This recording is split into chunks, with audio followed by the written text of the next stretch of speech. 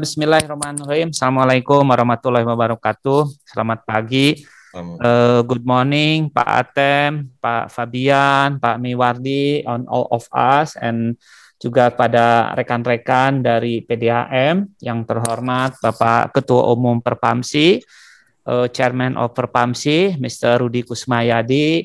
I would like to thank for your attending and Pak Atem and team. In this morning, I'm happy for being here. Di sesi pagi ini merupakan kebanggaan buat saya untuk bisa hadir bersama dengan rekan-rekan dan terkait dengan WE Global Energy. Sekarang kita memiliki pembangkit listrik tenaga surya. Dan sebelum kita mulai, saya ingin bisa mengundang Pak Rudi untuk bisa menyampaikan sepatah dua patah. Bisa dalam bahasa Indonesia karena nanti di interpreter. Kepada teman-teman yang hadir, mohon di interpretation-nya bisa memilih bahasa Indonesia apabila nanti Pak Atem ingin mendengarkan dalam bahasa Indonesia, begitu bisa memilih, tapi kalau ingin direct dalam bahasa Inggris, interpreternya tidak perlu dipilih. Barangkali itu mungkin pengantar dari saya. Kami persilahkan Pak Rudi untuk menyampaikan sambutannya. Kami persilahkan Pak. Terima kasih. Terima kasih Pak Agus. Yang saya hormati Pak Atem. Sorry Pak Atem, I will speak in bahasa. So maybe you will translate to English ya. No need to say sorry, Pak. I love the bahasa Indonesia. Pak, jangan minta maaf. Saya senang sekali mendengarkan bahasa Indonesia. Tapi buat saya pribadi, saya memang butuh terjemahannya. Utamanya ketika saya dalam konteks di mana saya adalah orang asing yang tinggal di webinar WEG. Alhamdulillah, barangkali kita pada hari ini bisa bertemu dan berkumpul kembali dalam rangka webinar ya, memperkenalkan modeling solar cell, di mana solar cell ini barangkali salah satu alternatif yang nanti kemungkinan bisa menjadi solusi bagi kebutuhan energi di instalasi PDAM. Juga tak lupa yang saya hormati Pak Miwardi ya, ini beliau perwakilan dari WEG di Indonesia. Bapak dan Ibu sekalian, kemarin saya baru saja mengikuti peluncuran peta jalan pengembangan SDM, di mana ternyata memang salah satu yang berkembang di dalam diskusi adalah tentang dua hal. Yang pertama NRW, non-revenue water, kemudian yang kedua adalah masalah saving energy. Nah, barangkali saving energy ini memang merupakan satu persoalan yang cukup besar juga bagi PDAM, terutama PDAM-PDAM yang menggunakan tenaga pompa, baik itu untuk produksi maupun distribusi. Dari hasil audit BPKP yang tahun 2020, itu kebutuhan energi untuk PDAM itu sudah mencapai angka Rp340 per meter kubik. Ini hampir kira-kira ya 25-30% dari HPP kita yang ada sekarang. Nah, untuk itu barangkali produk ataupun ide yang digagas oleh WEG ini bisa menjadi salah satu solusi dan alternatif dalam rangka memecahkan kebutuhan energi, baik itu untuk instalasi produksi, instalasi distribusi, dan mungkin juga untuk perkantoran. Saya pun sangat tertarik dengan konsepnya. Barangkali nanti yang perlu kita pelajari, Pak Agus, dan lebih kita dalami adalah proses, ya. Karena kalau lihat dari paparan ataupun bahan yang diberikan ke kami, itu kami melihat ini prosesnya semacam BOT, ya. Ya, Pak. Unsolicited BOT. Nah, unsolicited BOT, build, operate, transfer. Nah, ini barangkali yang perlu nanti coba kita kembangkan, kita dalami. Mudah-mudahan nanti Pak Mewardi, Pak Atem juga bisa mencari pola, solusi, agar barangkali ini bisa ataupun dapat diimplementasi bagi PDAM-PDAM di Indonesia. Solar cell memang persoalannya adalah di kebutuhan lahan. Saya bisa menyadari, tetapi kalau kita lihat kebanyakan PDAM atau badan usaha daerah air minum sekarang istilahnya, Pak, itu sebetulnya lahan ini kita memiliki lahan yang cukup besar-besar. Jadi persoalan lahan saya kira tidak menjadi persoalan, karena memang saya lihat background ini saja dibangun di atas IPA, ya Pak Atem, ya. Jadi barangkali ini merupakan satu inovasi tersendiri dan inovasi lain, dan mudah-mudahan ini bisa diimplementasi di lingkungan badan usaha milik daerah air minum di Indonesia, gitu. Nah, itulah barangkali Pak Agus, Pak Atem, dan Pak Mewardi, serta rekan-rekan dari WEG, dan juga rekan-rekan peserta dari PDAM yang dapat saya sampaikan. Mudah-mudahan ini nanti di dalam diskusi ini bisa berkembang dengan baik dan dapat bermanfaat bagi kita semua, terutama dalam mencari solusi salah satu tujuan kita, yaitu saving energy. Itu barangkali Pak Agus, terima kasih atas waktunya. Pak Atem, terima kasih juga atas waktunya. Pak Mewardi dan rekan-rekan sekalian dari PDAM, selamat mengikuti webinar. Billahi taufiq walhidayah. Wassalamualaikum warahmatullahi wabarakatuh. Waalaikumsalam warahmatullahi wabarakatuh. Terima kasih kami sampaikan kepada Bapak Ketua Umum atas arahannya. Tadi ada beberapa hal yang menarik. Jadi konsumsi energi nasional itu sudah di angka sekitar 350-an per meter kubik. Itu rata-rata nasional. Namun kita melihat di beberapa daerah juga ada yang lebih tinggi dari itu, atau yang menggunakan gravitasi mungkin bisa lebih kecil. Tetapi kita mengundang PDAM yang hadir di sini terbatas, itu yang sudah kita pilih, terutama PDAM-PDAM yang mengkonsumsi energi yang rata-rata sudah cukup besar, bahkan lebih dari 30% dari biaya produksi. Oleh karena itu, barangkali kepada PDAM-PDAM yang hadir, tentu ini juga salah satu acara untuk peminatan apa yang nanti akan ditawarkan dari WE Energy ini, ya.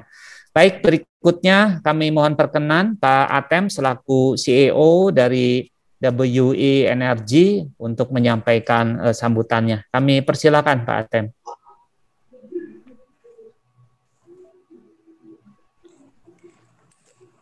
Yep. Good morning, friends from PDAMs. It's a pleasure for me to be in this session after many years of collaboration with Perpamsi and several PDAMs in Indonesia to come with a idea of partnering with you all to see how we can, you know, as Pak Rudi, the chairman, just said, to take the PDMs to the next level of innovation towards cleaner water production. I'm very grateful for the chairman, Pak Rudi, and the executive director, Pak Agus, to have given us this opportunity to share with you what we know and what we are able to do for you and with you. In my team today, in this session, I have in Jakarta, my colleague Pak Meiwardi Yuswan. In Singapore, I have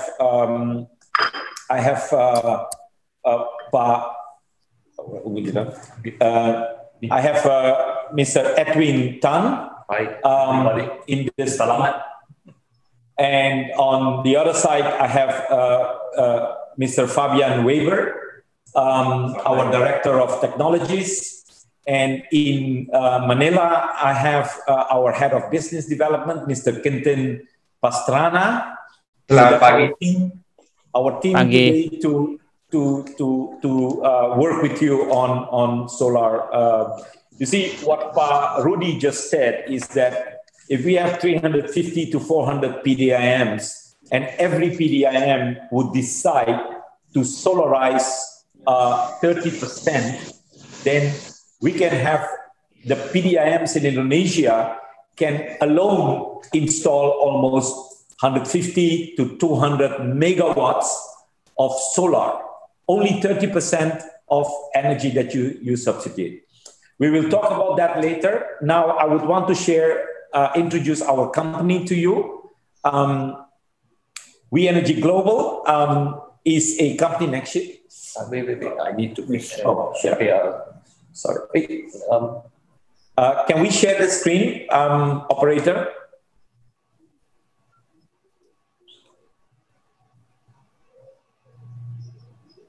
Okay, all right. Yeah, hope you can see this. May, can you see this? Yes. Okay, good. Can I have the? Yeah. So thank you. So a quick introduction of We Energy Global. We are a company already. We established in 2012.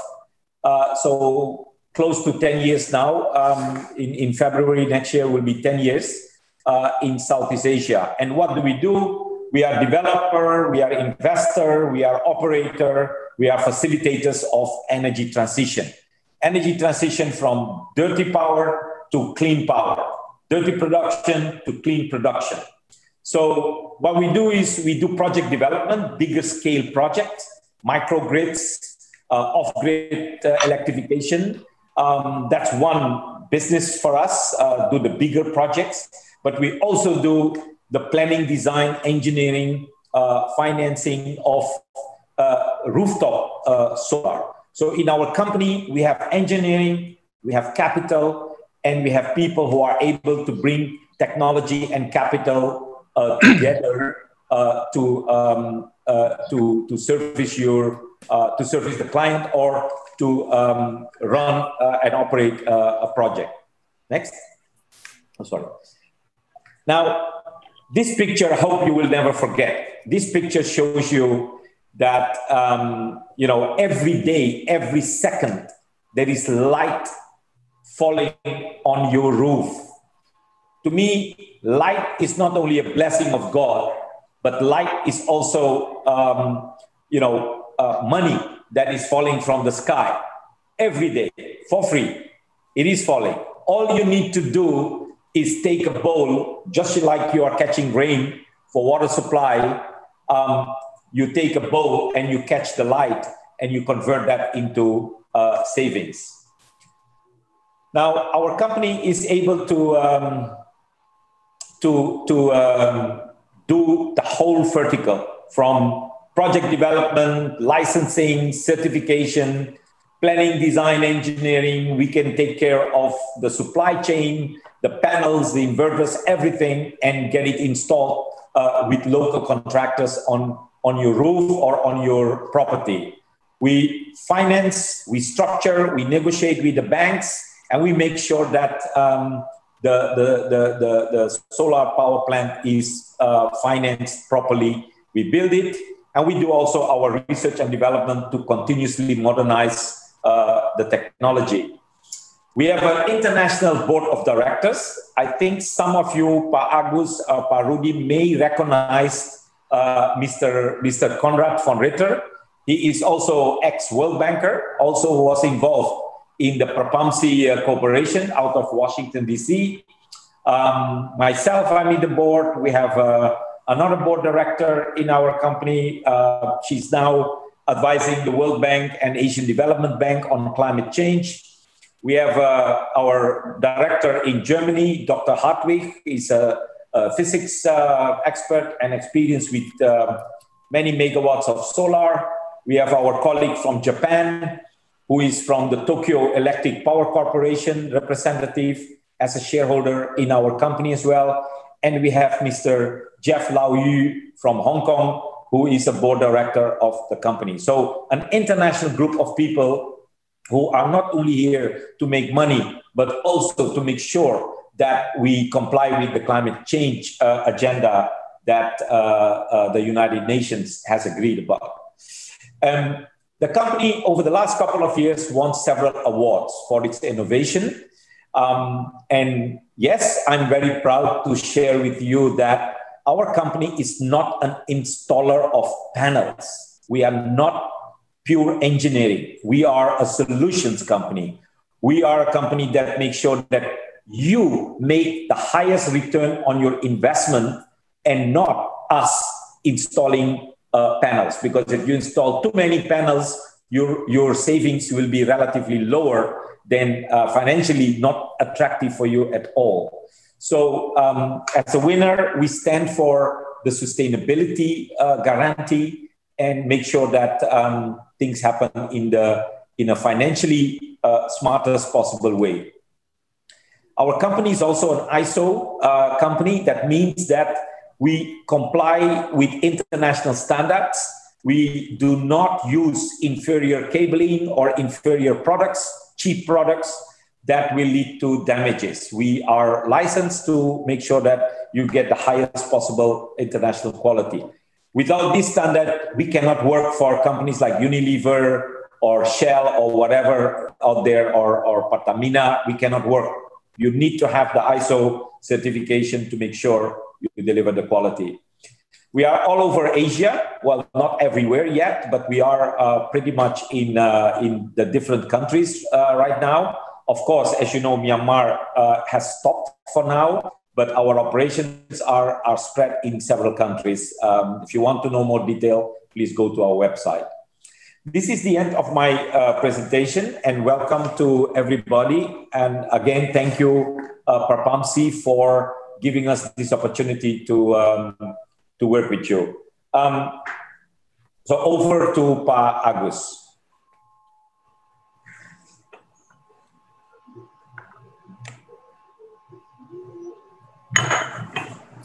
Baik, terima kasih Pak Atem. Menarik sekali perkenalan bagaimana masa depan energi surya yang barangkali sudah diinstal di beberapa negara ASEAN. Ya. Baik, maaf. Baik, berikutnya kita akan memaparkan diskusi melalui 3 sesi. Yang pertama yaitu energi surya sebagai sumber energi yang nyata yang akan disampaikan oleh Mr. Fabian Weber. Dan nanti diskusi kedua itu studi kasus ya, solarisasi instalasi pengolahan air di Indonesia oleh Pak Mewardi. Yang ketiga nanti kita akan diskusi mengenai kemitraan untuk pembiayaan. Jadi ini model-model bisnis yang akan disampaikan oleh Pak Edwin Tan. Untuk itu, sesi pertama kami persilahkan kepada Bapak Fabian Weber untuk menyampaikan paparannya. Kami persilahkan, Fabian.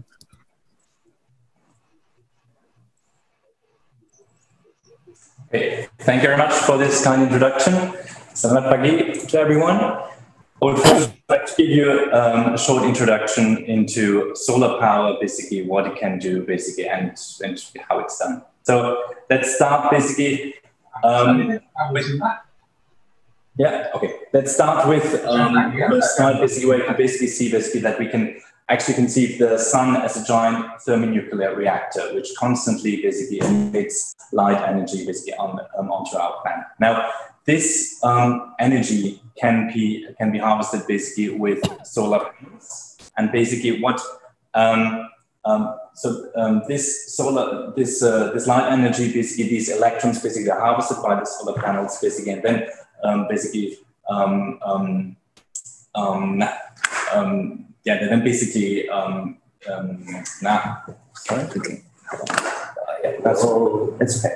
okay. They're then basically converted basically into DC electricity. Now, as we all know, basically most of the energy that we need in our grids and everywhere basically is AC. So this is why most of the solar installations also have a solar inverter basically, and this inverter basically then converts the DC into AC power.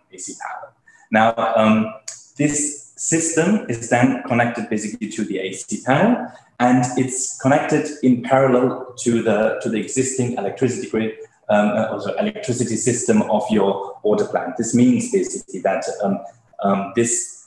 that you don't have to identify consumers in your water plant basically only for solar.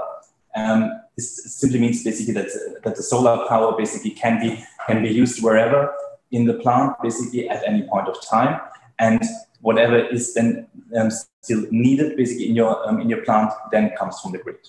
So that's the beauty of the system basically, that you don't really need to specifically identify basically and connect the solar to some of your consumers. You can actually simply connect it to your electricity system, and then basically just let the rest be done basically by the solar system itself.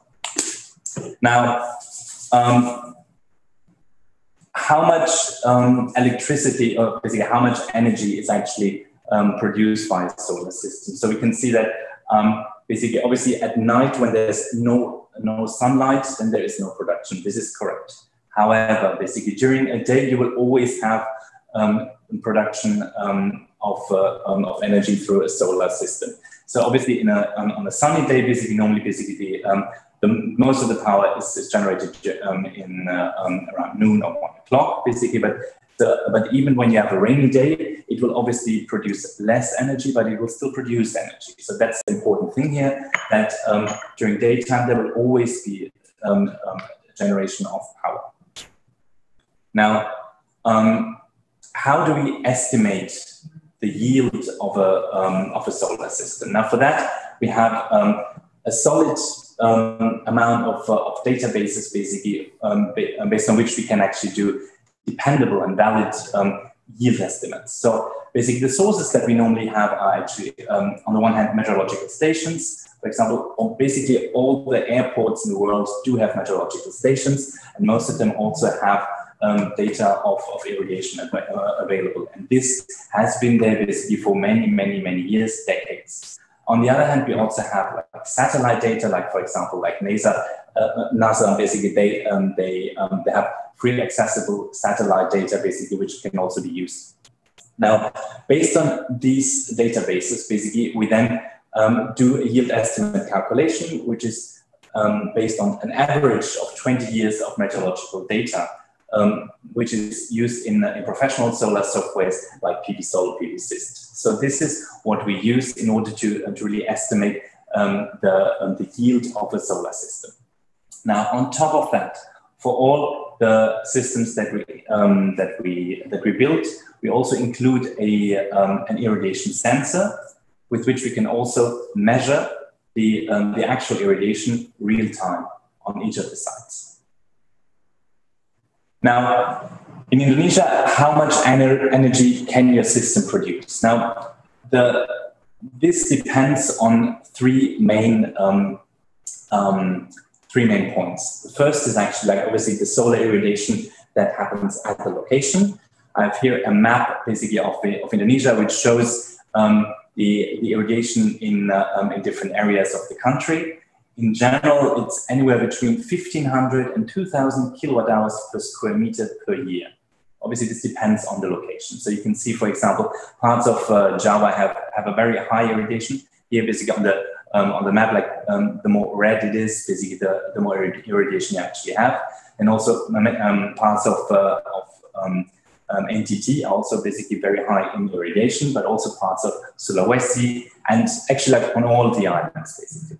Now, the solar yield also depends on the optimal orientation and the tilt of the solar panels. Now, basically, the tilt should always be relatively flat. And this is because we are close to the equator, so the sun is always very high. So basically, the optimal tilt is anywhere between 7 and 12 degrees. We would not go flatter because if it's too flat, we would not have a certain self-cleaning effect that PV panels have. Self-cleaning effect in this context means that basically whenever there's rain, basically all the dust and dirt basically can simply be washed off the solar panel if you have a bit of a tilt. Then obviously the third part is also shading, which means that basically wherever we plan a solar installation, we always check basically whether there are any big shading objects around, which could be very high trees, but mostly it's actually like high buildings or other things basically that would actually cause shading basically during the day. Now, since we're very close to the equator, it's also important to know that mostly basically if you have shading objects, basically even if they're high, exactly north or south basically of the area where you want to put panels, this will not have a big impact because the sun is always very hot. So you will mainly have to think about basically shading objects that are either in the east or in the west of where you want to put the solar panels. Now, to give you like a ballpark figure, basically annual yield estimate for a standard solar system with roughly 10 panels, tilt and no shade in Indonesia would have anywhere between 1,200 and 1,500 kilowatt hours per kilowatt peak. So this gives you like an idea of basically how much your solar system could actually generate. Now, I want to introduce some key terms basically of solar power. So basically, I'm sure that you've already that all of you have already heard about watt peak, about panel efficiency and performance ratio. But what does it actually mean? Now, the watt peak is actually comes from the solar industry and was basically chosen basically to give an idea about how much a solar panel actually produces under certain conditions. Now, unlike a diesel generator, which is simply switched on, where you can basically put diesel fuel, basically like obviously the output of a solar system and the solar panel depends on the irradiation that it actually gets. So those standard test conditions now are 1,000 watts per square meter, which is actually the irradiation on a sunny, nice day, but at the same time at a solar panel, a solar cell temperature of 25 degrees, which is very low. Now, what we need to know is actually that solar panels, they have a negative temperature coefficient, which means that the hotter the solar panel gets, the lower the output is. So this is the reason why basically when we have a solar panel of, for example, 400 watt peak, it will actually, in real life conditions, it will not generate 400 watt, but it will generate a bit less. This is simply because when the irradiation is high, like 1,000 watts per square meter, normally the temperature of the cell is higher, normally up to 60, 65, or even up to 70 degrees Celsius. And this is basically why the output basically would normally be around only 80% of the 400 watt. So this is what you need to know about the watt peak. Now about the PV panel efficiency. PV panel efficiency is always, it's a good indication to tell you basically how much space you need basically for a certain installed capacity.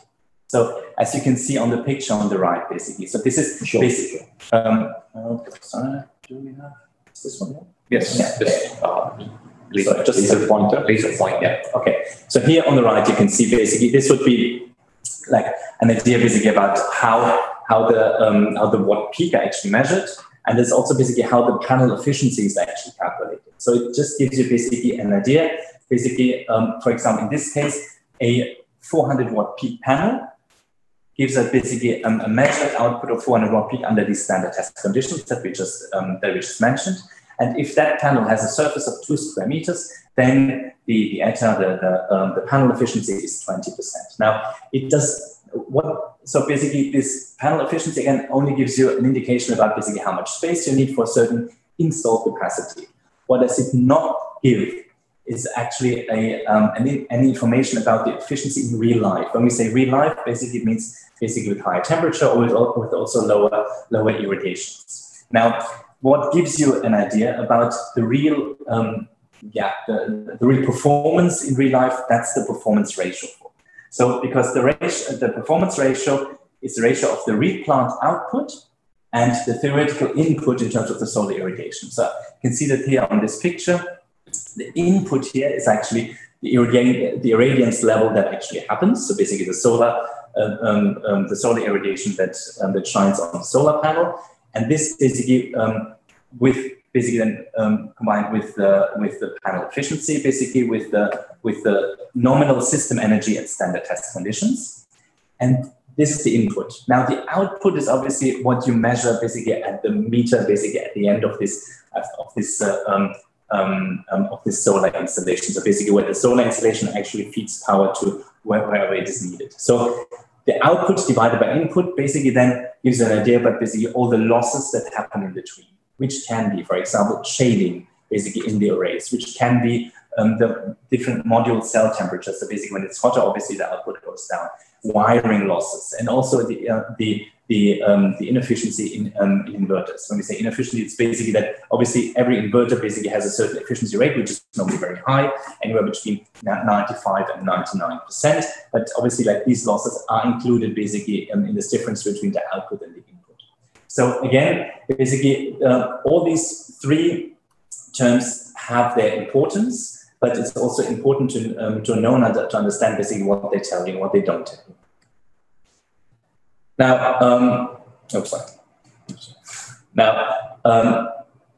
why is it not working? Can you just, sorry, just, yes. Now, words regarding the technical specifications of the components that we have. So basically for solar panels, we only use tier 1 monocrystalline solar panels. Here we have, obviously like the tier 1 suppliers, basically Trina Solar, LONGi, Jazz Solar, but we also have Indonesian suppliers that are needed often in Indonesian products because of the local content law. Then basically, okay, so they come always with 12 years of product warranty and 25 years of performance warranty. Then here basically we also use inverters, obviously basically with of tier 1. Suppliers for roof mounting structures. We have different manufacturers for different types of structures, also Indonesian ones. Locally sourced are always the AC and DC cables and the transformers, and then rapid shutdown devices wherever they are needed. And obviously then, like what's missing, like the monitoring system, basically, which was already explained earlier. And finally, basically then batteries, basically whenever they are needed as well. Now, and the last slide is just basically to show you how much solar power actually is installed and is being installed. So basically, although basically we had difficult years, we all know because of COVID, there has been like really like a boom of solar installation basically the last year. It's even exceeding the expansion of 2019 by close to 50%. We are now basically in total on the whole world basically with a capacity of 714 gigawatt of installed solar power. Thank you. And this ends my part of this presentation. I'm now handing over to Pak Meiwardi. Thank you.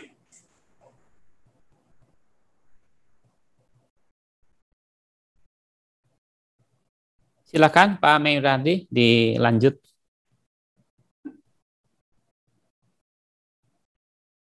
Pak Mei, are you putting your video, your PowerPoint yourself, or you want us to put it?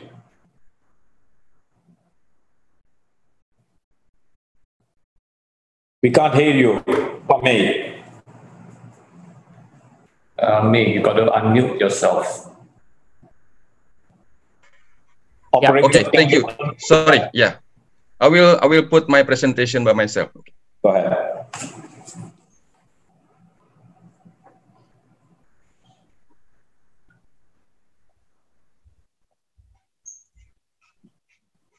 Okay, thank you very much. I will do presentation in Bahasa if you do not mind. Pak Agus, Pak Rudi, terima kasih banyak kesempatan yang diberikan kepada kami Apakah suara saya terdengar, Bapak, Ibu? Bisa, bagus Pak Mei, bagus. Baik, silakan dilanjut. Terima kasih. Kami akan menyampaikan studi kasus di Indonesia. Sebelumnya perkenalkan, saya Meiwardi Yuswan dari W Energy Global. Posisi saya sebagai Business Development Manager khusus untuk Indonesia.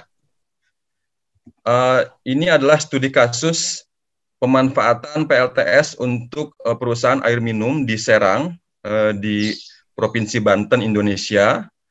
Lokasinya Bapak Ibu bisa lihat dari peta yang ada di Google Map ini atau Google Earth. Lokasi perusahaan air minum ini tepat bersebelahan dengan PDAM milik Kabupaten Serang. Jadi perusahaan ini adalah perusahaan swasta yang mendapat konsesi dari PDAM Kabupaten Serang untuk konsumen tertentu, terutama industri. Sumber air bersih dari PDAM ini atau perusahaan air minum ini adalah Sungai Ciujung yang kira-kira 2 km lokasinya dari lokasi water treatment ini. Di sebelah kanan Bapak Ibu bisa melihat citra ataupun foto udara menggunakan drone fasilitas pengolahan air yang masuk dari Sungai Ciujung sebelum nanti dikumpulkan dalam tangki dan didistribusikan kepada konsumen. Sumber listrik saat ini untuk water treatment Serang ini berasal dari PLN yang sebagian juga dikirimkan ke intake karena di sana ada pompa untuk mengambil air dari Sungai Ciujung. Kalau Bapak Ibu bisa lihat di sini ada grafik yang menunjukkan konsumsi energi dan biaya yang harus dikeluarkan oleh water treatment plant di Serang ini sejak 2017 sampai akhir 2020. Kisaran biaya yang dikeluarkan per bulan sekitar 200 juta rupiah sampai 250 juta rupiah per bulan, sedangkan energi yang dikonsumsi antara 150.000 kWh sampai katakanlah 200.000 kWh. Kalau kita lihat di pertengahan tahun 2019 ataupun 2018, konsumsi energi dan biaya yang dikeluarkan ada peningkatan. Kemungkinan ini juga akibat dari konsumsi air yang dari industri yang cukup meningkat pada saat itu. Dan pada tahun 2020 terjadi penurunan. Kemungkinan ini juga dampak dari pandemi yang mengakibatkan konsumsi air menurun dan sedikit-sedikit meningkat kembali di akhir tahun. Ada beberapa kejadian, misalnya pada bulan Juni atau Juli setiap tahun terjadi penurunan cukup drastis, kemungkinan ini juga akibat libur Lebaran Idul Fitri misalnya. Tetapi secara umum cukup konsisten konsumsi energinya antara 150.000 kWh sampai 200.000 kWh per bulan. Kalau kita lihat lebih jauh lagi, konsumsi energi dalam satu hari polanya seperti apa, Bapak Ibu bisa melihat di sini kira-kira daya yang digunakan antara 200 sampai 350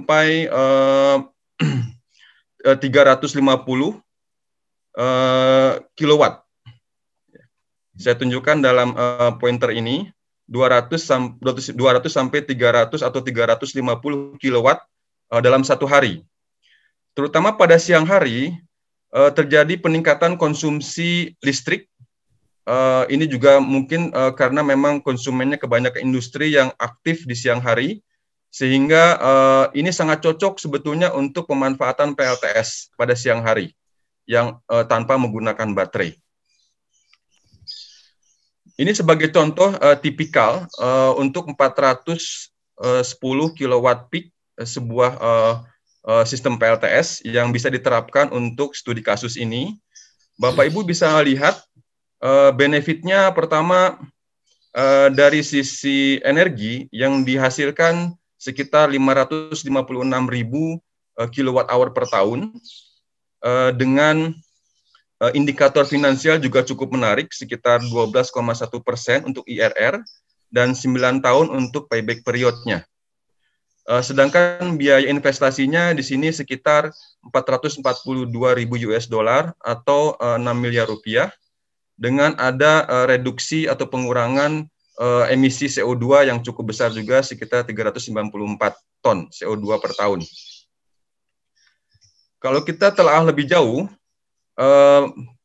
ternyata memang biaya produksi ataupun LCOE, levelized cost of energy, untuk PLTS ini masih cukup rendah dan cukup menarik, masih sekitar 42% lebih rendah dari tarif PLN saat ini.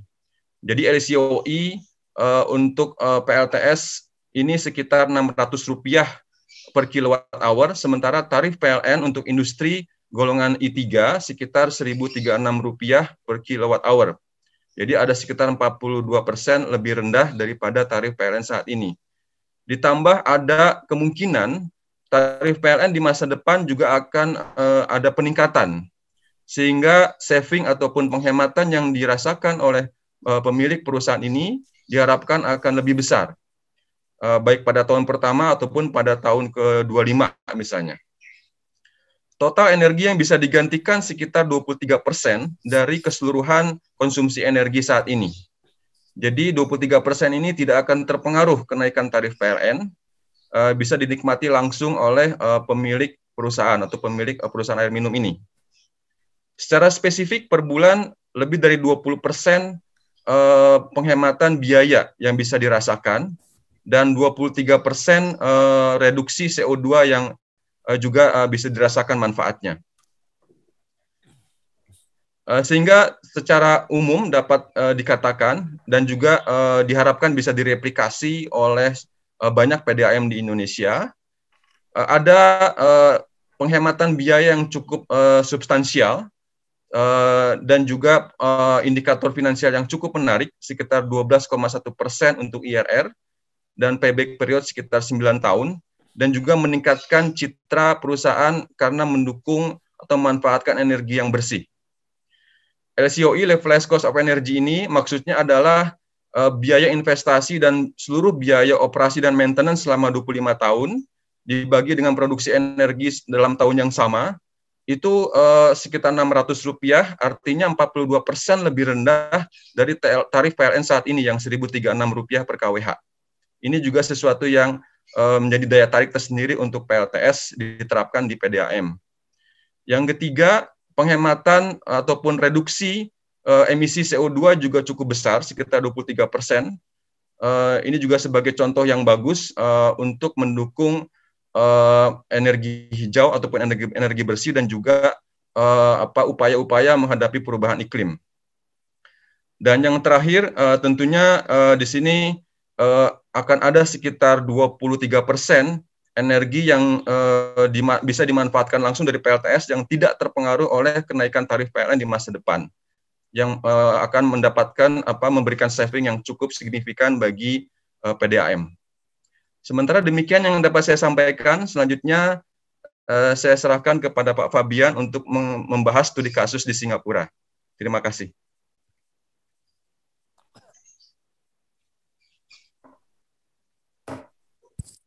Terima kasih Pak Miwardi. Silakan Pak Fabian atau siapa tadi yang di Singapura ya.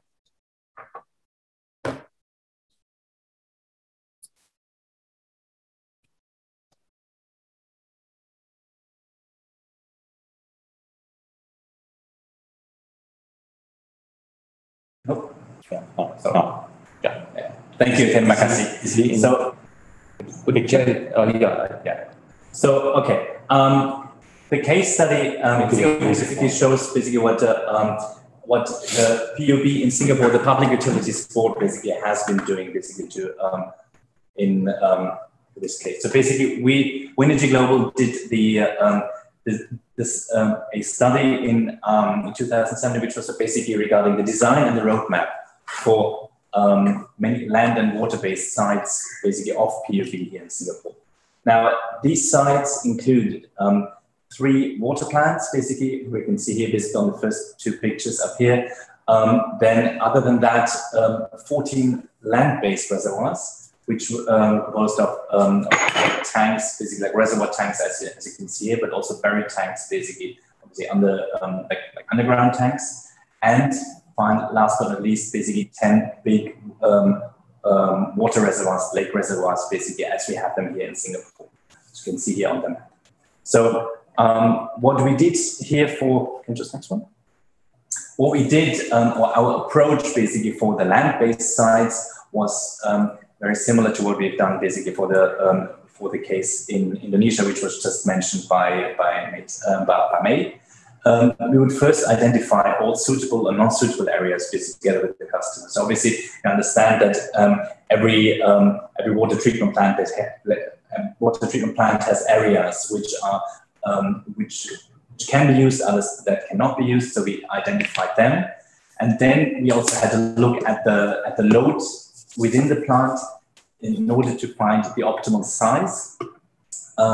Once we had found the optimal size of the solar plant, we then basically went to the solar layout, to PV layout and the electrical layout. For the PV layout, we then basically chose the appropriate type of mounting structure that we would need for each of the systems. For example, when we have a ground level flat concrete, basically, but which needs to be accessed at times, we then chose like an elevated solar system, basically, where underneath works could still be done. For flat concrete roofs, basically, which required basically a light structure, like for example the tanks that we just saw before, we would use like a very light system, basically with only a very low amount of ballast needed. And then for tilted metal roofs, we would also go for a very light structure, basically, which would only use basically very short rails, basically, on which the solar systems could then be attached. Obviously, basically, we would also do the electrical design. We would see basically where the inverters can be placed and where transformers, if needed, could be placed as well. Next slide, please. Now, for the water-based sites, basically, the approach was similar in a way. Basically, we would also start by identifying the areas that could be used, suitable or usable areas. So, because in many of these reservoirs, obviously, there were areas that we could not use, which would either be needed for boat access, basically fishing grounds, basically, or also for aeration points or sampling points. So all of these, basically, we identified them together with POB. And based on that, we actually recreated like a maximum solar layout. And then for this solar layout, we then also basically in close cooperation with Singapore Power, we identified the connection points, so actually the substations where the power could be evacuated at. And then that basically to our final plant layout. And here on the right, you can see basically the final design basically of the system that has been built. Sorry, exactly. Yeah, they just finished building this one, which was based basically on the plans that we created. If I can add, can you zoom? Let me in the book. If I can add to this presentation is that this was the master plan that we did for Singapore for PUB. The ambition here was, there were two goals. One was to use solar energy to reduce the cost of water production and water management, operating pumping stations, the chemical processes, the filtration processes, and this transportation and distribution processes of the Singapore water utility. The other objective of the Singapore water utility was to reduce the carbon footprint, to make sure that water becomes not only cheaper in production, but also cleaner in production, given the fact that Singapore power grid is using gas as its main source of electricity. While when all this solarization will have been completed in the next probably 10 years from now, the first 60 megawatt has already been built on one of the reservoirs. In the coming years, PUB want to deploy more solar to achieve almost close to zero carbon emission for its water production. That's the ambition level. So we hope that with these presentations of the case of the water utility in Indonesia and what our work that we have done in Singapore at the country level, at the national level, that gives you sufficient base to consider, looking into your own potentials of solar energy use for clean water production and save a lot of money out there. Now, going to that, I would then invite Edwin, Mr. Edwin Tan, to walk you through the presentations of, an example of what we could do together in the coming weeks or coming months together with each of you to assess your situation and to give you a proper advice and see how we can invest together in solar energy for your PDIM. Edwin, over to you. Yeah. Okay. Yes. Okay.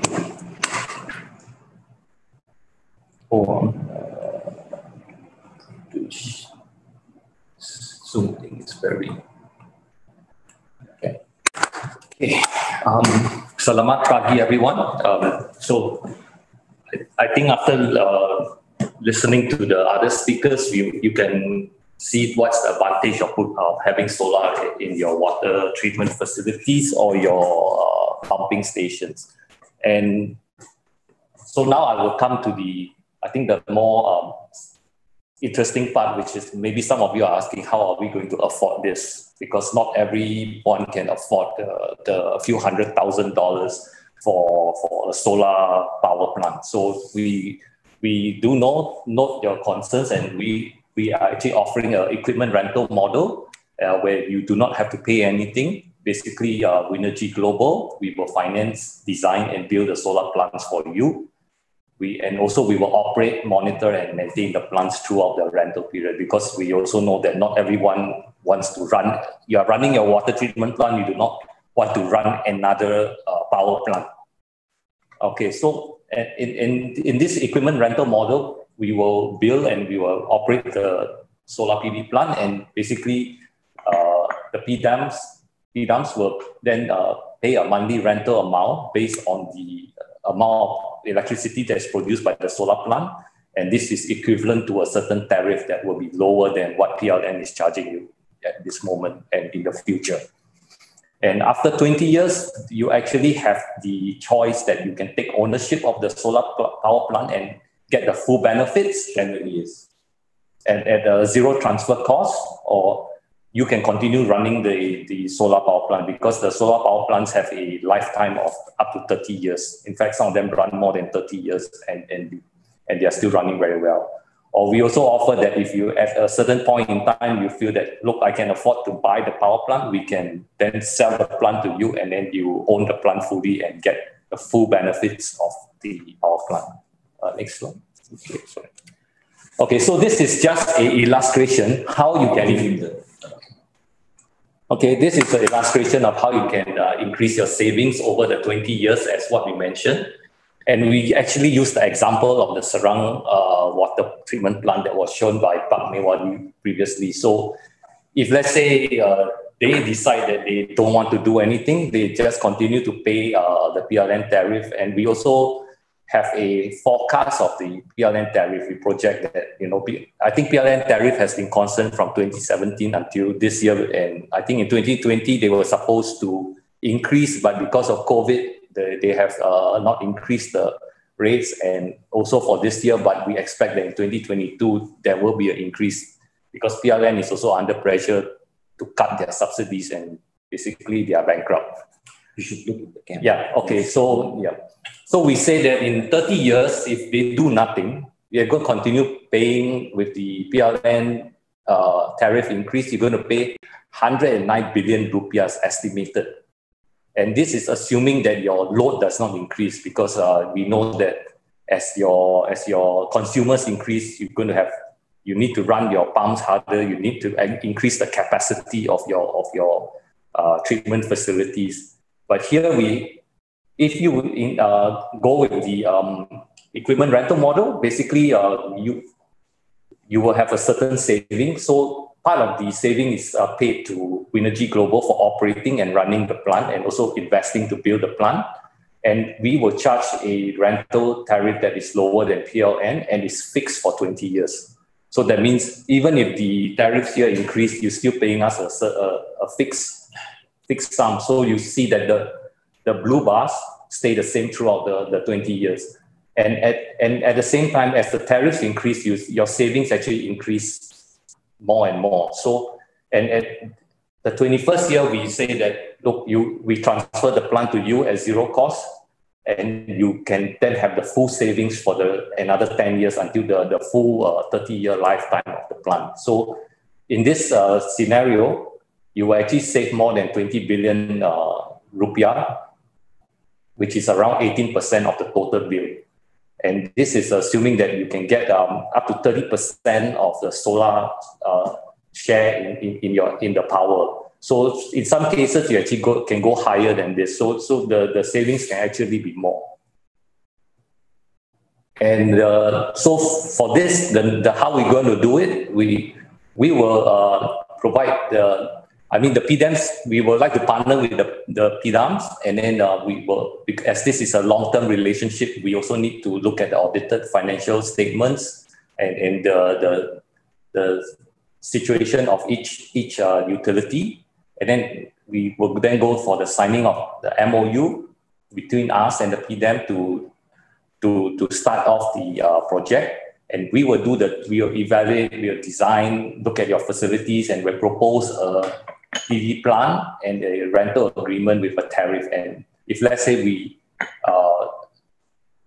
all agree on these figures, then the PDAM can then come up with either a tender, or we actually can propose a Swiss challenge where we will put the proposal out. The PDAM will go and open out to the public competitors and say, look, this is what you have. Can anyone beat this price with the same conditions? If someone can do it, and if it's a bid, and then we as the initiator has the right, that means, look, Winergy Global, someone says he can do better than you. Can you match this bid? And if we can match, then we will win the bid. If not, then the other person will win the bid. And then assign the contract to the winner, and then you sign the rental agreement for the 20 years, and then the building of the solar plant can start. So this is what we are proposing to PEPAMSI and the PDRMs. Okay, that's the end of my presentation. And I think back to Pak Agus.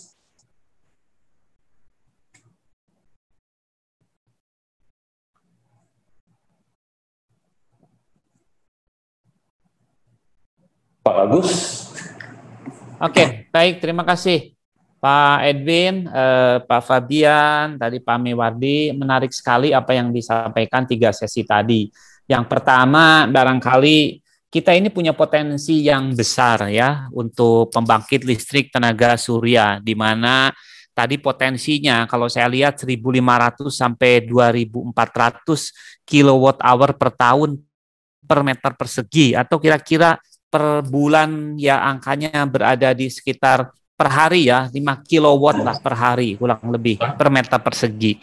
Itu yang pertama. Yang kedua, model yang terakhir yang tadi disampaikan Pak Edwin, kalau kita tidak melakukan apa-apa, sudah pasti kita akan menghadapi kepastian kenaikan tarif listrik. Nah, oleh karena itu, dengan satu skema bisnis tadi, tawaran berbagai alternatif, modelnya apakah itu leasing, apakah itu model BOT dan segala macam, tentu tanpa harus PDAM dibebani tambahan biaya, malah justru menawarkan pengurangan billing listrik yang akan digunakan salah satunya misalnya untuk leasing.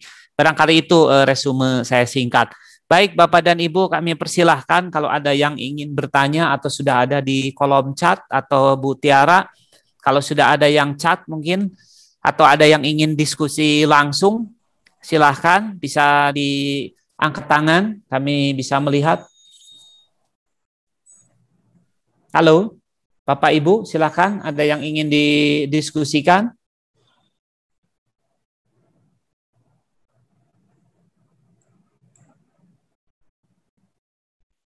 Switch on the chat box, let's see what happening there. Okay. You said I think the last.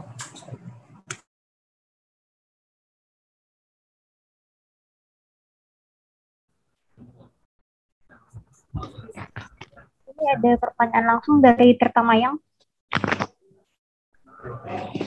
Bapak atau Ibu dari Tirtamayang boleh silakan langsung menyampaikan pertanyaannya. Tes, suara saya terdengar, Bu? Kedengaran, Pak. Baik, Bu. Yang ingin kami tanyakan, kalau kebutuhan 1.500 kPa itu membutuhkan luas lahan berapa meter persegi dan perkiraan estimasi biayanya berapa, Bu? Sementara itu dulu, Bu. Terima kasih.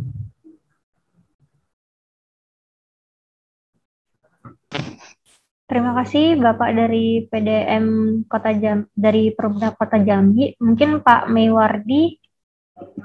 Sebentar. Mr. Atem, Mr. Fabian, there is a question from PDAM Jambi, Kota Jambi. The question is, if they have the need of 500 kilowatt or kVA, what is the area needed to use solar PV and how much the cost? Maybe Mr. Fabian can help us to answer this question. Pak Atem mau menjelaskan, tolong di unmute ya. Yeah. So ya, silakan Pak Atem. Yeah, Pak Agus, thank you. Can you hear me? Yeah. Ya, okay. jelas. So we understand, is the load demand 1,500 kVA or is the load demand 1,500 or you need a solar power plant of 1,500 kilowatt? Bapak yang dari Jambi tadi bisa dijelaskan 1.500 watt itu apakah peak demand, low demand atau daya terpasang? Silahkan. Halo, Pak.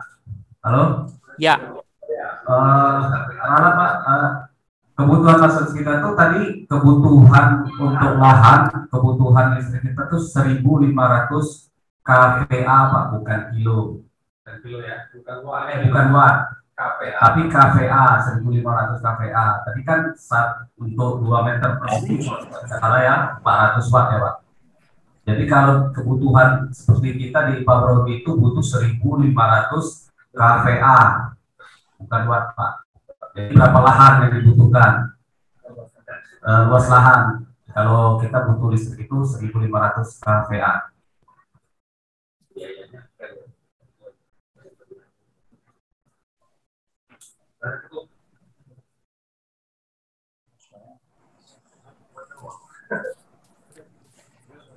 Not that straightforward. Well, it's not. If the Jambi PDM is consuming 1,500 kVA of electricity, then on average, the solar power plant can be any size, depends on how much land you have. But let's say for 1,000 kilowatt or 1 megawatt, if you build 1 megawatt solar on land, then you need the total land space will be around 1.2, 1.3 hectares of land. And that's on land. And if you want to know how much it will cost you to buy 1 megawatt, for example, or 1,000 kilowatt system, solar system, then that would cost you roughly 1 million, anywhere between 900,000 to 1 million US dollar for the whole system. But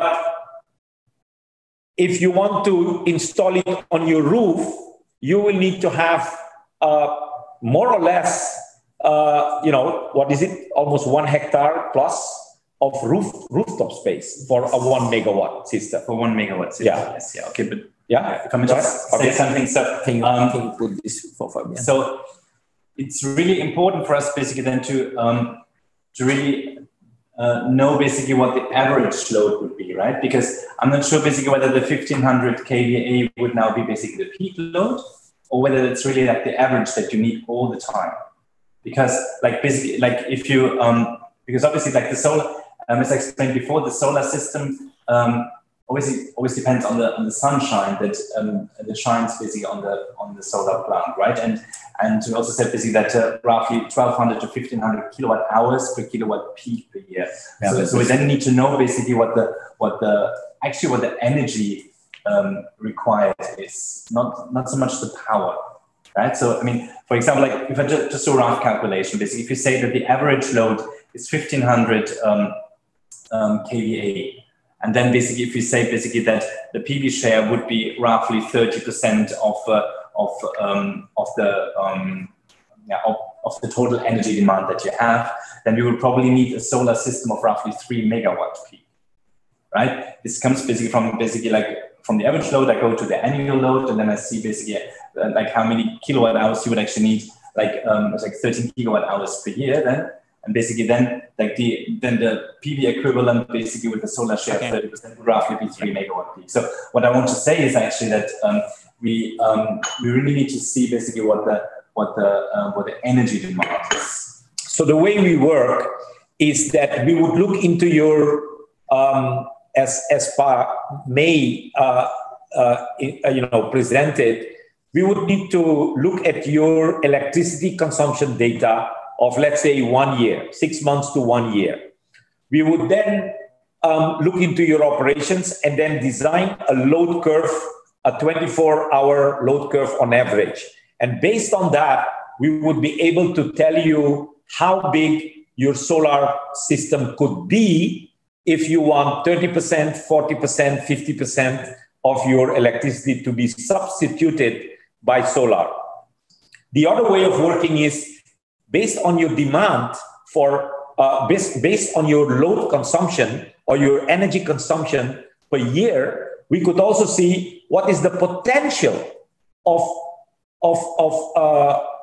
what is the potential that we can install on your solar, on your property, on your power, on your water plant, in using your roofs and your land to do that.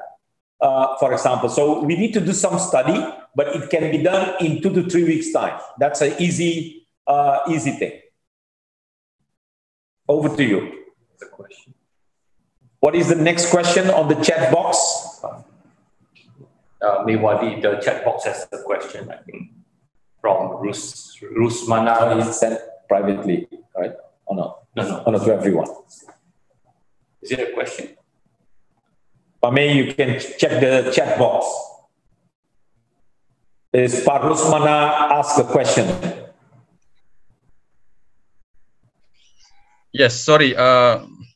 There is a question from Pak Rusmana. Is from PDAM Tarakan. For the use of 500 kVA, how much solar PV will be needed for this capacity? And is it the solar PV will work during rainy days, something like that? So yeah, that's the question from Pak Rusmana. Okay, thank you for this question. First question from my side for the clarification. Would it be 500 kVA on average, or would that be the peak load that you would have? There is no information about this, just 500 kVA. Maybe this is installed capacity from PLN. Is it installed capacity? Yes. Pak Rusmana? Yeah, Pak Fabian. Usually PDAM inform that the install capacity, yeah, is not real use of energy. Yeah, so yeah, as I said before, basically, if you have 500 kVA of installed capacity, we actually really need to know basically what the energy consumption is, so actual, or what the average load is. Basically, let's say that's normally basically when you're 500 kVA installed, you will not run everything for 100% of this at the entire time, right? So you will have maybe like an average of, I don't know, maybe 200. Let's say basically, for example, you would have average load of 200 kVA. If that is the case, basically, then again, basically, in order to get a solar share of roughly 30% in the mix, basically, it would be roughly 400 kilowatt peak of solar. But that's a rough estimate, right? And for that, obviously, basically, does it also work on rainy days? Yes, it does. But obviously, on rainy days, it will have a lower solar share. But it also means basically that on sunny days, the solar share in the mix will be higher. So basically, when we say the 30%, this is an average throughout the year. Does this answer your question? Oke, baik. Terima kasih Pak Fabian, Pak Atem. Jadi mungkin begini teman-teman. Pertama, tadi yang ditanyakan dari Jambi ini juga hampir sama dengan apa yang ditanyakan oleh teman-teman di Tarakan, bahwa solar cell ini tidak untuk menggantikan 100% daya terpasang dari PLN. Paling tidak tadi ditargetkan kalau kita bisa mengurangi 30% dari konsumsi energi, investasinya berapa, kalau modelnya leasing, tentu bisa menghemat listrik berapa yang itu bisa digunakan untuk leasing, begitu ya. Tetapi tentu bagi teman-teman yang punya uang, pengen beli sekaligus, begitu ya. Kalau tadi anggaplah Pak Atem menyampaikan, dengan kebutuhan 1 megawatt ya, average dibutuhkan lahan 1 hektar dengan investasi $1 juta, begitu, 14 miliar, Anda beli putus, Anda operating, maintenance, seterusnya, tentu saja kalau tersedia lahannya tidak ada masalah, begitu ya. Tetapi tadi dari awal dijelaskan bahwa ini tidak untuk menggantikan 100% dari PLN. Paling tidak kalau beroperasi di siang hari di mana intensitas matahari cukup besar, bisa sebagian dihandle oleh pembangkit listrik tenaga surya yang itu bisa diharapkan dapat mengurangi billing yang sekarang ini dibayar ke PLN, katakanlah sampai 30%. Penghematan listrik itulah yang akan nanti digunakan untuk menyicil pembangkit listrik tenaga surya selama sekian tahun. Nah, dari model tadi sebetulnya Pak Meiwardi tadi menyampaikan dengan efisiensi sebesar itu payback period 9 tahun. Setelah itu sebetulnya alat itu sudah milik sepenuhnya PDAM, di mana PDAM selama sekian tahun itu tidak mengeluarkan uang tambahan, justru akan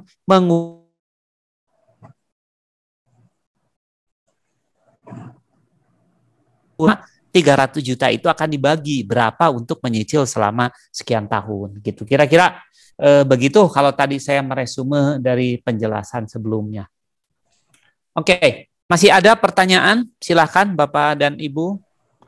Jadi perlu saya kira nanti bagi teman-teman PDAM yang berminat, Pak Meiwardi akan diskusi lebih detail untuk meminta data konsumsi energi tahunan, begitu ya. Syukur-syukur kalau PDAM yang sudah memasang data logger untuk konsumsi energi bulanan itu lebih akurat lagi.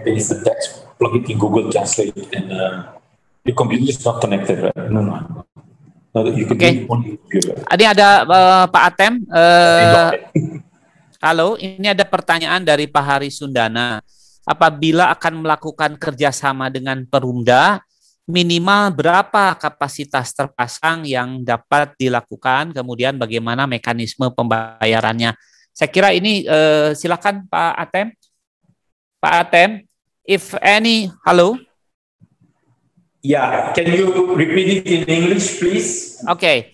If any PDAM interest with this cooperation, how many minimum install capacity should be provided by your system, and then how the model for the payment? Yeah. Yeah, good question. So look, it makes sense. We would be interested to partner with a PDIM if the minimum size would be, let's say, 100 to 150 kilowatt. Okay.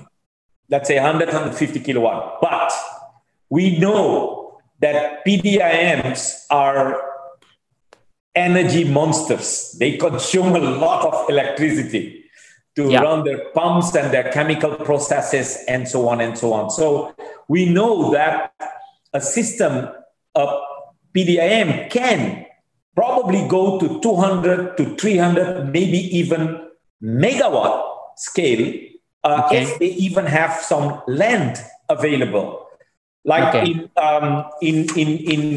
PDIM Gudung Kino, right? Kida. In PDIM Gudung Kida, you have several pumping stations. And next to the pumping station, there is some land available.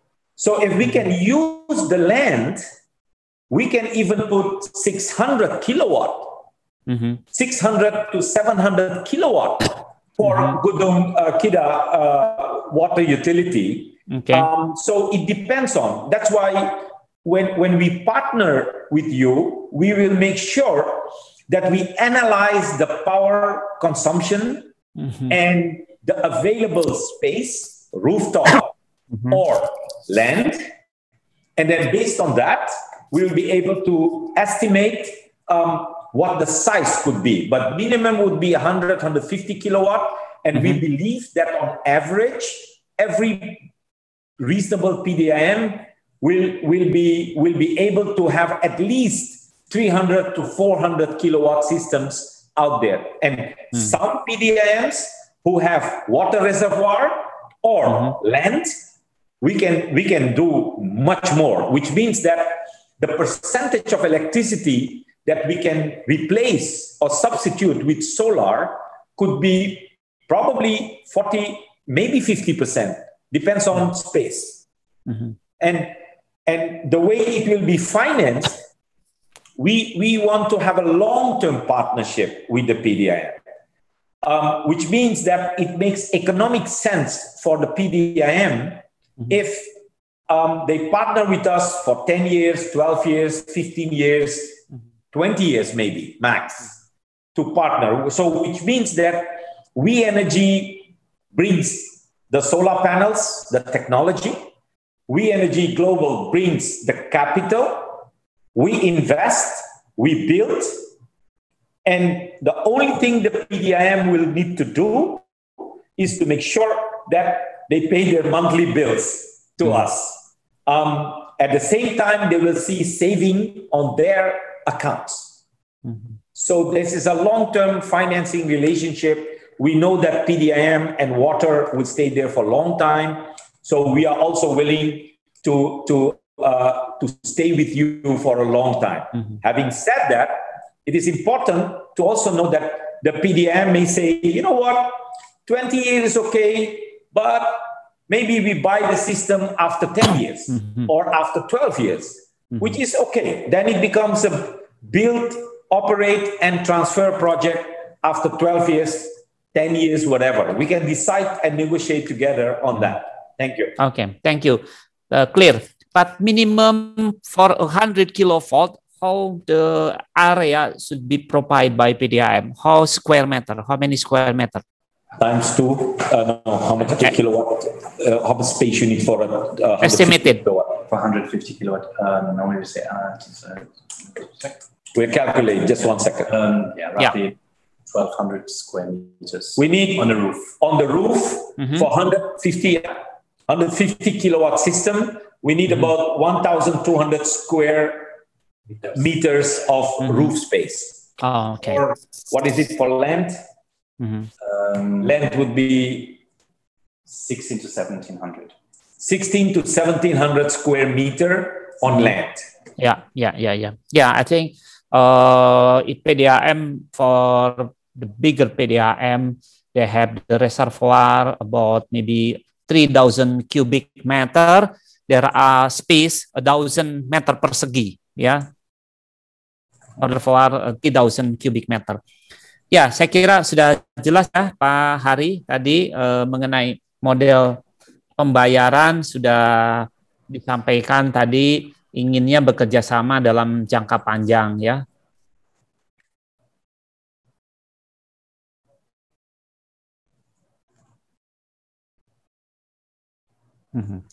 Baik, nanti saya kira di-share alamat dari kontak link webnya. Kita manfaatkan untuk diskusi. Masih ada, silakan dari teman-teman PDAM. Kita masih punya waktu cukup banyak sampai jam 10.50. Saya kira 20 menit lagi ya. Pak Agus, ada pertanyaan langsung ke saya ini dari chat Pak Indra Gunawan.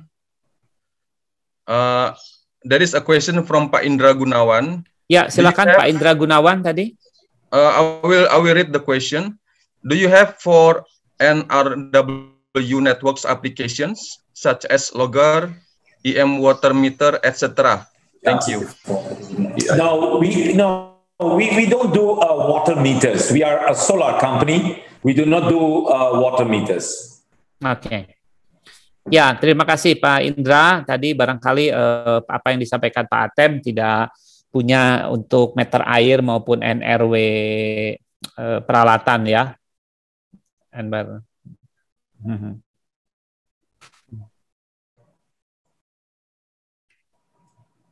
Silakan, masih ada yang lain? Dari Perumda Kota Malang? Silakan. Pak Rahmat. Tolong di-unmute, Bu Tiara.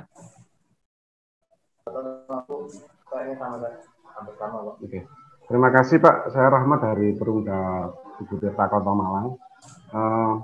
Dari total produksi 1.600 liter, itu kita hampir 70% itu dari perpompaan. Dari perpompaan, itu dari Wendit.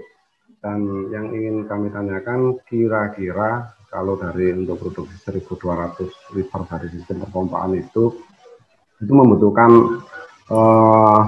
yang saya tanyakan yang pertama, untuk total instalasi untuk solar cell-nya, areanya itu kira-kira butuh berapa, dan bisa nggak ada survei ke Kota Malang, sehingga memang ini sangat menarik bagi kami kalau memang kita bisa efisiensi, karena memang 70% kita itu dari perpompaan, dari total produksi 1.600 liter Pak. Karena secara teknis mungkin kalau setelah lihat lokasi apa yang harus kita siapkan dan kira-kira pembiayaannya nanti seperti apa, sehingga ke depan ini bisa dari renbis kita, rencana bisnis kita yang sudah kita susun, barangkali nanti akan kita usulkan untuk adanya perubahan dengan adanya metode solar cell ini. Mungkin itu Pak, kami terima kasih. Baik, oke, baik, terima kasih Pak Rahmat. Atem, halo. Ya. Okay, Pak Atem, the question from Pak Rahmat from PDAM Kota Malang, ya. The total capacity of Kota Malang is about 106,000 liter per second, and almost of all the water resource come from the spring water. Sorry, from the deep well, yeah, from the deep well. Pak Rahmat will invite you to assess and survey, yeah, to calculate how the energy demand for PLTS, because almost 70% of the total production for the energy. Yeah. So if I understand you correctly, Pak Agus, is that they have a pumping station, pumping water from the deep well. Yes. And that well, they want to know if we want to replace or substitute 70% of the pump energy or is it 70% of the energy? No. Yes, 70% of the total cost for energy, yeah. Comes from pumping. Yes. Yes. Right. Exactly. So what we need to do is to go close to the pumping stations. Yes. And Pak May can follow up with that. Pak May Wardi can follow up, because we will be able to survey how much land next to the pumping station, if land is available or nearby. How much land is needed to let's say reduce the energy consumption, but to replace the energy consumption by 30-50%.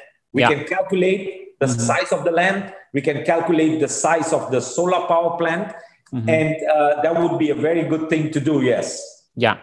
Oke, Pak Atem, I will to confirm to Pak Rahmat. Pak Rahmat, dari yang 1.600 liter per detik itu datang dari berapa lokasi ya? Ada berapa sumur bor? Mungkin perkiraan, dan yang terbesar kira-kira berapa kapasitasnya? Pak Rahmat.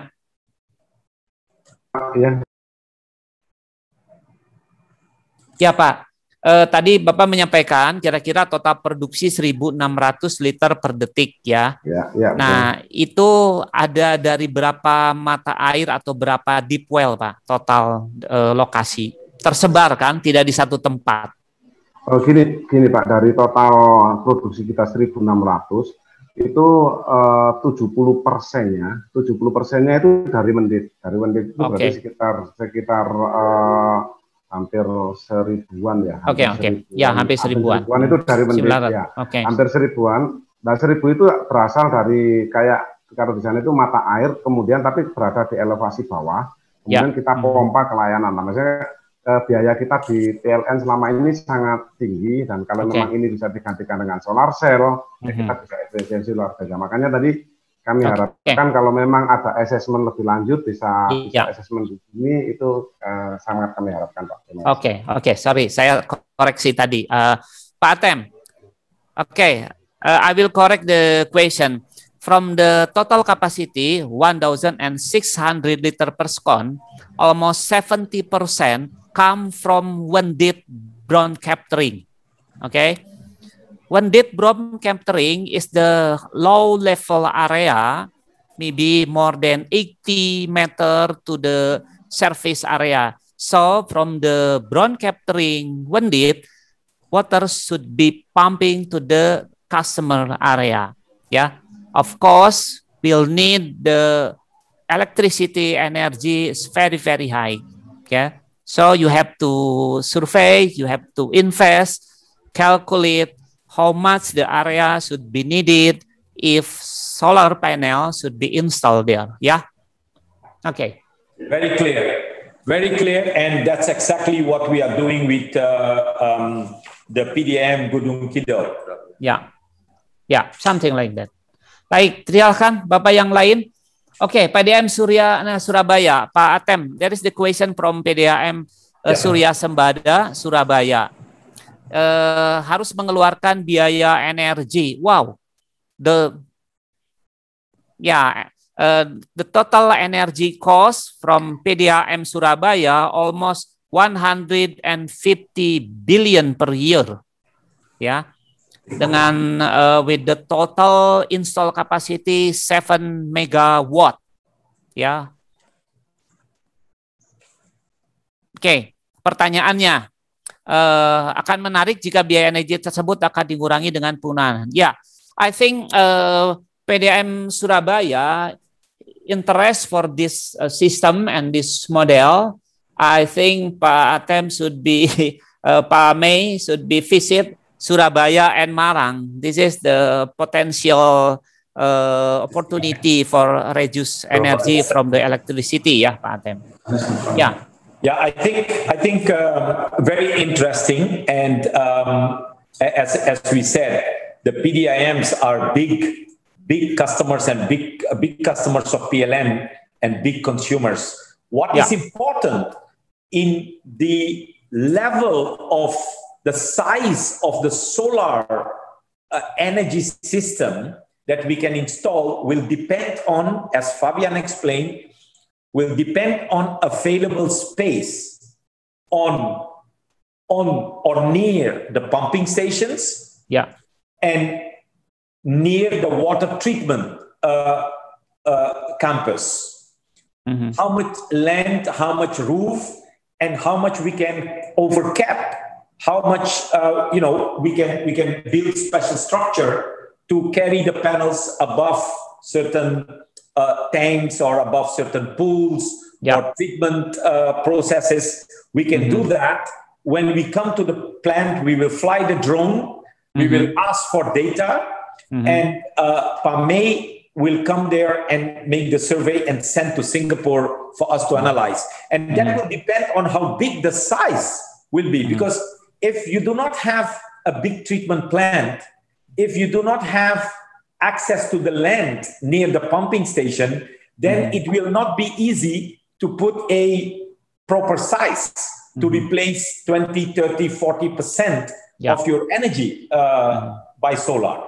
So we will survey, and after the survey, we will calculate, and then we will be able to advise you on how that works. And the survey, our visit to you, we will do that on our expenses. We will not charge any PDIM for that. It's part of our goodwill and investment into PDIMs that we can help you to do that. Okay. Okay, thank you. Clear, Pak Atem. PAME will visit Surabaya and Malang to invest the location. I think the two water treatment plant in Surabaya, there are Ngagel and Karangpilang. This is the two biggest water treatment plant and have the, I think, Pak Nanang kira-kira luas satu area, kalau total area berapa ya Pak Nanang untuk Ngagel?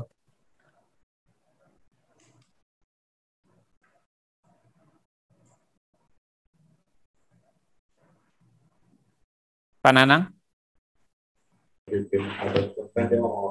Pak Nanang, silakan di akses. Oke, nggak apa-apa. Ya, yang saya tahu Ngagel maupun itu cukup luas ya di sana.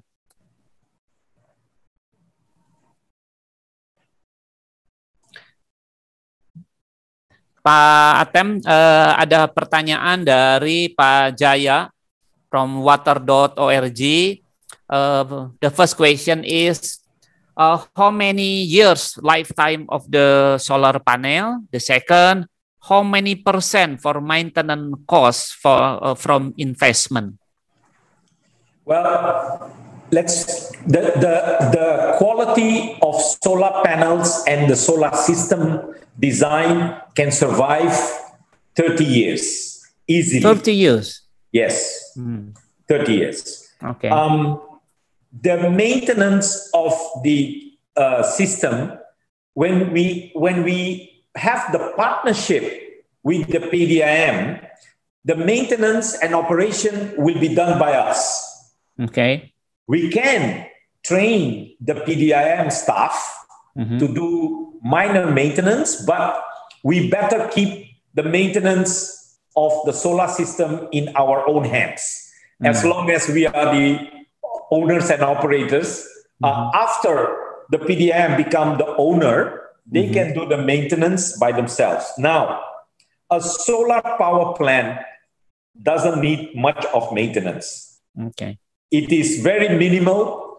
There is inspection of cables, maybe every 2 times a year. Maybe some cleaning from time to time, no need, because the rain will naturally clean the panels every time that the rain falls, as Fabian also explained. That's why we always put the panels in a tilted way, never horizontal, always in a tilted way. So, and then from time to time, we need to do inspection. Now, the monitoring, the real-time monitoring of the performance will be done by us out of Jakarta or Singapore. We have remote control. Yeah. We can see every equipment operating on our monitoring system. we know every day, every hour, how much electricity is produced. We can even do troubleshooting from the inverters from remote control. Yeah. And we will have our Indonesia team on the ground. If there is a physical activity to replace a part, then we will bring our own technician to replace the part, which is not something we do every day or every year. Maybe once in 2 years or once in 3 years, we may need to replace a small box or a cable, but usually all the power plants we build are industrial standard. There is only remote control, remote troubleshooting, and from time to time, physical inspection. Yeah. Okay, clear. There is the inform from Malang, Wendit, Pame. Can you read on the chat box? The total consumption energy per month, almost 1.2 million kilowatt hour, and the cost to PLN 1.5 billion per month. Yeah. Billion per month. Okay. Yeah, this is the first information. Yeah, initial information from PDAM Kota Malang. Bu Ambar, mungkin tadi ada grafiknya, nanti kita kita share. Bu Ambar, ada pertanyaan mengenai contoh perhitungan berapa biaya investasi yang dibutuhkan dan berapa biaya kalau menggunakan solar cell ini. Nanti di-share nih materinya.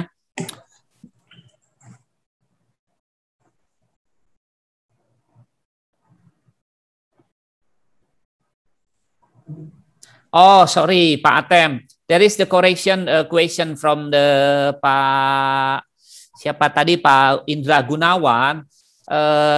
Do you have solar panel for supporting non-revenue network application, for example, for data logger, maybe for any equipment? Yeah, I think it's very simple, yeah, Pak Atem. Yeah, we use data loggers for real-time monitoring. Yeah. The data logging system we are using is for solar power plants, and it's connected. It's monitoring the inverter information. We do not have data loggers, remote control data loggers for non-revenue water meters or non-revenue. But if you say that, can you provide solar panels for powering non-revenue water meters in the distribution network?